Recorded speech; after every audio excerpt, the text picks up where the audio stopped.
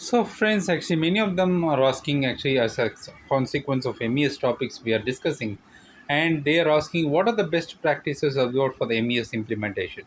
So, I can say there is no one size fits for all the answers to the big topic on the best practices of MES implementation. So, we have observed some best practices for MES implementation based on the past experience and knowledge, right? So that will vary depends on the I can say the specific needs of the of your business or your customer. However, so we have some few tips on the I can say the best practice of SAP implementation on MES. So say we need to have a define clear rules before implementing MES in any client or a project. So defining the rules to involve the production, quality, execution, and maintenance and IT department members throughout the rule making process. And third, involve stakeholders during the implementation process and also the fit gap workshops and everything. And initial discussions also before finalizing the requirement and set an achievable schedule for implementing and testing, and then originate a detailed MES systems as per the user requirement with a distance between a control and enterprise resource planning ERP lines or layers.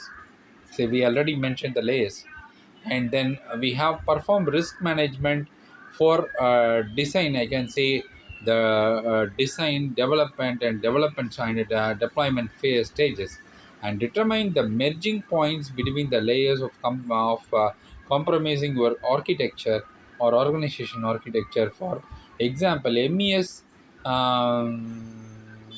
can stand for execution and ERP stands for planning. So ERP directs the MES on what to make and what not to make, and MES tells what was made and where it went wrong. And so actually the risk and risk management is very important, right? Actually, so it is very important, and the combination of MES software with other production control systems also very important.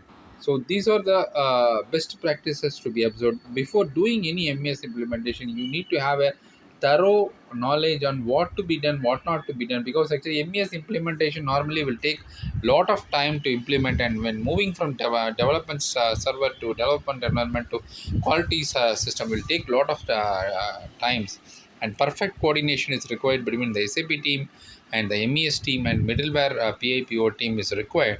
And if you're having the WM or EWM connected, then actually we need to have use either WCS or warehouse execution systems, or a lot of third party connectors are there to integrate, say based on the MES requirement, say the based on the production order issues or whatever makes any internal movement based on the stock requirement.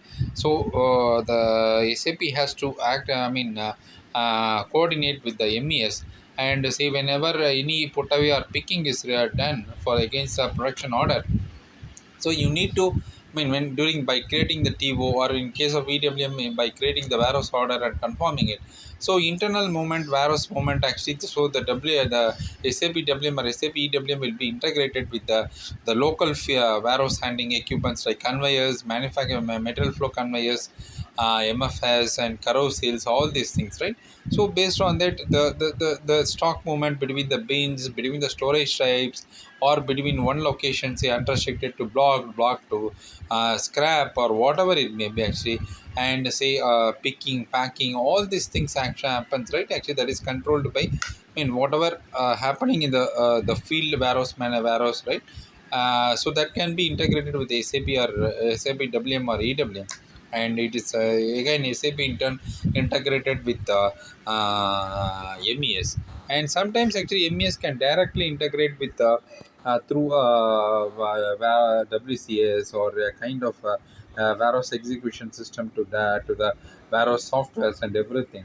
So that is also possible. It depends on the your client system architecture, the layout architecture they are proposing. Say if they already have the third party WM or third party ERPs, then actually you need to integrate with that, and they are planning to integrate SAP again. Actually, you need to integrate all the system, non SAP systems and SAP systems with MES, and so we have lot of target to be fixed, and the time required for mapping all the systems and process is a complex one.